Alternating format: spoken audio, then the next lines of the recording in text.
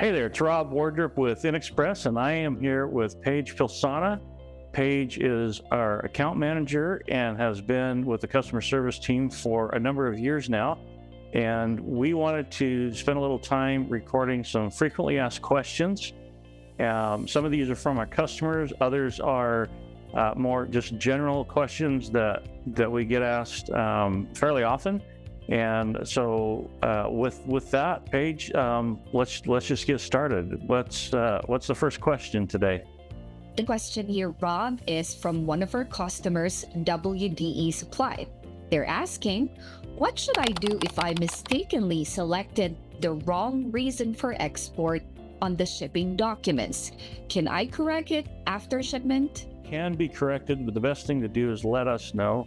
So, because it does take interacting with the carrier, and that's better done with us doing that rather than our customers having to deal with that. So let us know. There may be, in some cases, they may ask for an LOA or a letter of authorization for any changes that need to be made. But information like that can be corrected after the shipment picks up. Thank you. The next one here is a question from ZTZ Services. They're asking, what happens if a shipment was sent with the wrong HTS code and now faces delays or customs rejection? How can I resolve this? Same operation. If we find out there's an inaccurate code being used on the shipment, then we can help the customer determine what the right code is, and then we can reach out to DHL. We can submit for a correction, and it can happen, especially with DHL. The same thing with UPS. These shipments are moving fast. If they're going express, for sure, they're move quickly. Most of the time, we find out that there's something wrong with the code that was being used because it's being held up through the customs process, and if that's the case, we will see it. We'll see a delay, and we'll open an inquiry to find out what that is, or what the reason for the delay is. And if it's a problem with the HTS code, then, or the Schedule B number, then we'll just resubmit the commercial invoice with the corrected code on it. This one here is a very common question that we get from a lot of our customers. How do I know if my shipment qualifies for DDP, and what should I choose DDU instead? That's a great question. So DDP stands for Delivered Duty at Place. And this is an Incoterm that designates the shipper responsible for any duties and taxes, versus DAP, Delivery at Place, which is the Incoterm designating the receiver as the responsible party for duties and taxes. The way most of the time, the industry standard is that the receiver pays for duties and taxes, but if you're the shipper, you may want to consider covering those charges when a shipment is very time sensitive. It's got to get there. We can't afford any delay whatsoever through customs. If the duties and taxes are designated as the shipper paying them, that will not hold it up through customs. It will move through customs. Now, obviously, this is going to depend on how much those duties and taxes are. If they're negligible or they're not terribly high, then I would recommend just doing that in the event that your shipment is hot or it's got to be there yesterday. The other time that you might want to designate it as DDP is when you're shipping something that's considered a sample, but there's a question as to whether or not it will be scrutinized, and perhaps the designation as a sample not honored by the destination country's customs authority. Most of the time that scenario happens when a shipper, let's say here in the US, sends a shipment, say of promotional items, and they ship a box of 100 of these, whatever they are, little buttons or pens or something like that. They're shipping it to a trade show, and they say, well, these are samples, they're not for resale.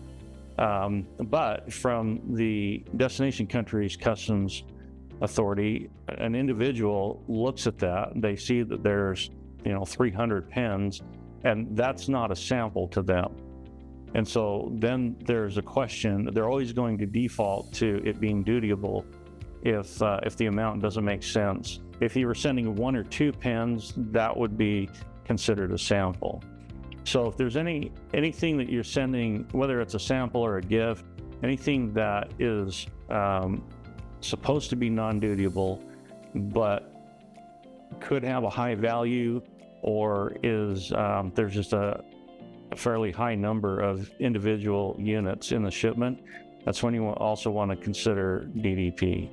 There is a surcharge on top of the actual duties and taxes that all the carriers will charge a surcharge for using their money, because when the shipment goes to be cleared and it says DDP, the carrier is paying the duties up front, and then they turn around and bill the shipper. In the case of DDP, they bill the shipper for reimbursement for what's already been paid. And for that service, they do charge a surcharge. It's like $15, $20 or something. So you just have to decide what makes sense and what's affordable in order to secure the convenience of having that shipment just go through customs without a lot of scrutiny. Here's another question, Rob. My shipment was flagged for additional customs inspection. What are the possible reasons, and how can I prevent this in the future? Right. So the possible reasons are all going to fall under what's on the commercial invoice.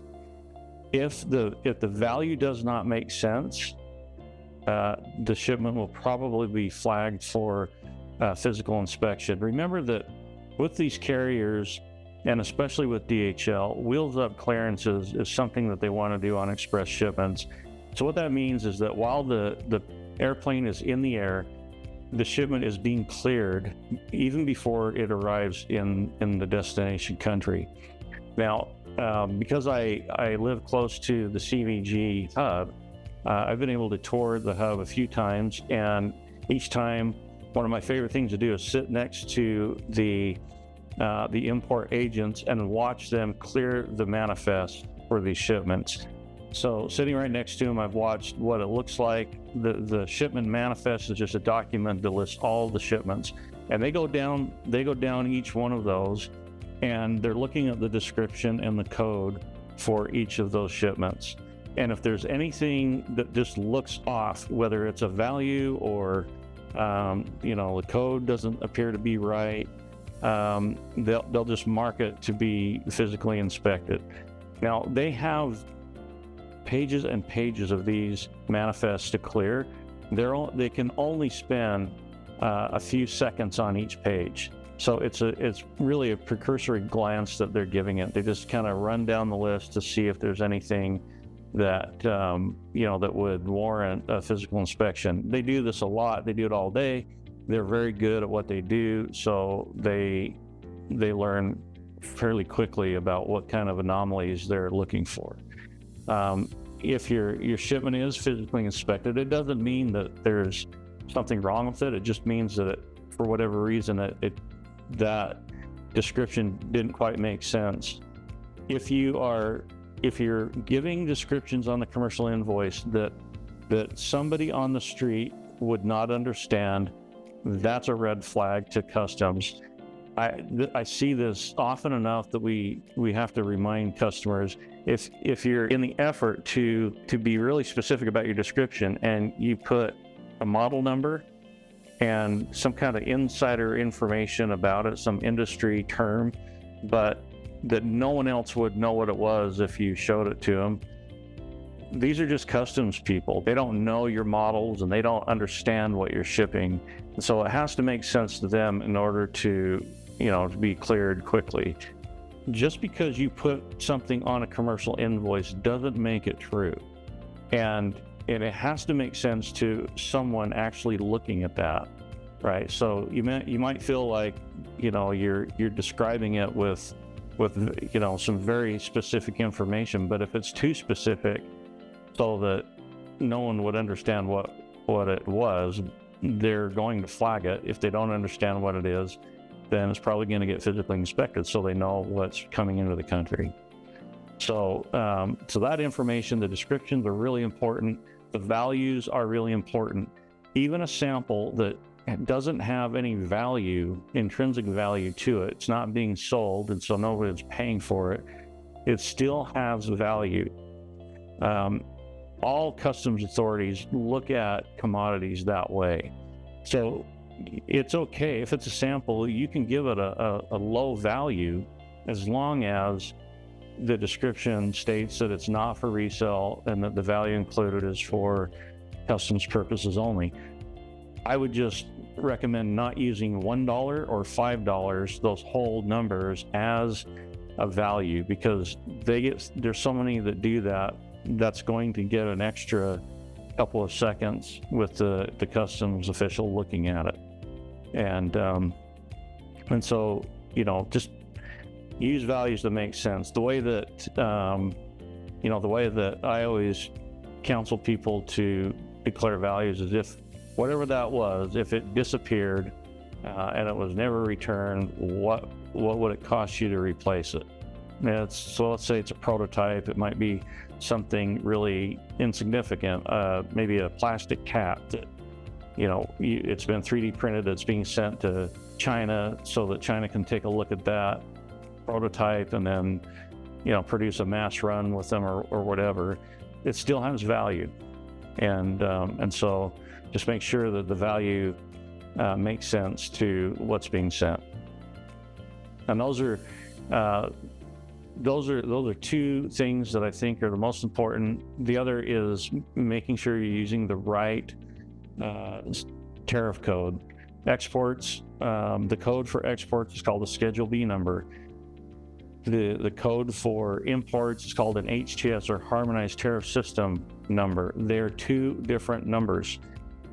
Yes, they are harmonized. The first 6 digits of both of those are harmonized, but the last 4 digits can and often are different. And I have seen customers get hit with really high duties and taxes because they allowed the shipper overseas to include about 4 to 6 digits of that code and neglect the last 4.